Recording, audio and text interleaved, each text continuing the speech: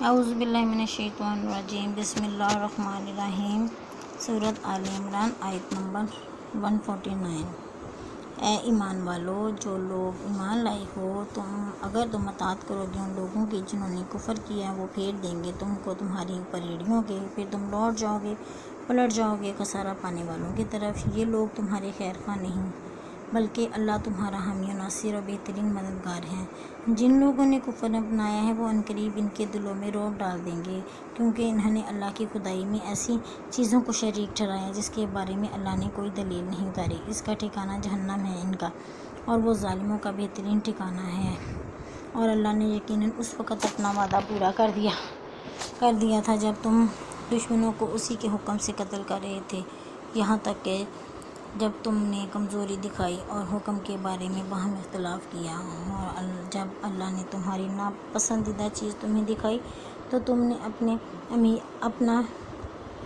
نے کہا نہیں مانا۔ تم میں سے کچھ لوگ وہ تھے جو دنیا چاہتے تھے اور کچھ جو تھے وہ آخرت چاہتے تھے، پھر اللہ نے ان سے تمہارا رخ پھیر دیا تاکہ تمہیں آزمائے۔ البتہ اب وہ تمہیں معاف کر چکا ہے، اور اللہ مومنوں پر بڑا فضل کرنے والا مہربان ہے۔ اور اس وقت کو یاد کرو جب تم اٹھائے چلے جا رہے تھے اور کسی کو مڑ کے نہیں دیکھتے تھے، اور رسول صلی اللہ علیہ وآلہ وسلم تمہارے پیچھے سے تمہیں پکار رہے تھے، چنانچہ اللہ نے تمہیں رسول کو غم دینے کے بدلے شکست کا غم دیا تاکہ آئندہ تم زیادہ صدمہ نہ کیا کرو، اور نہ ان چیزوں پر تمہارے ہاتھ سے جاتی رہے گی، اور نہ کسی اور مصیبت پر جو تمہیں پہنچ جائے، اور اللہ تمہارے تمام کاموں سے پوری طرح بے خبر ہے۔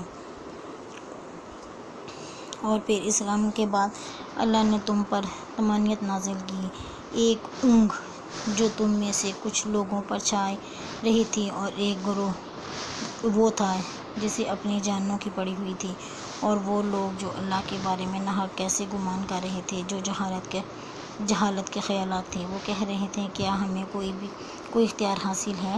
کہہ دو اختیار تو تمام تر اللہ کا ہے، یہ لوگ اپنے دلوں میں وہ باتیں چھپاتے ہیں جو آپ کے سامنے ظاہر نہیں کرتے۔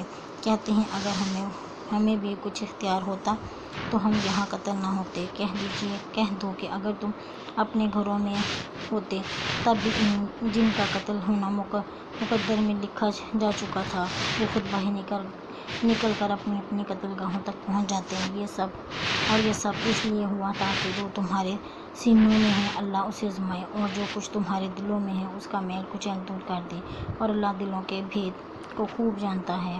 بے شک تم میں سے جن لوگوں نے ایک دن پیٹھ پھیری جب دونوں لشکر ایک دوسرے سے ٹکرائے، در حقیقت ان کے بعض اعمال کے نتیجے میں شیطان نے ان کو لغزش میں مبتلا کر دیا، اور یقین رکھو کہ اللہ نے انہیں معاف کر دیا، البتہ اللہ بہت معاف کرنے والا بڑا مہربان حلم والا ہے۔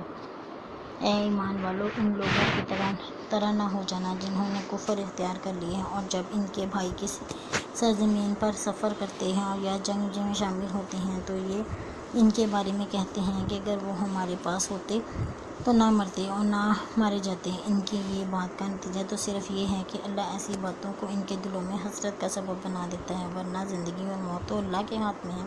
اللہ دیتا ہے، جو عمل بھی تم کرتے ہو اللہ تعالیٰ اسے جانتا ہے۔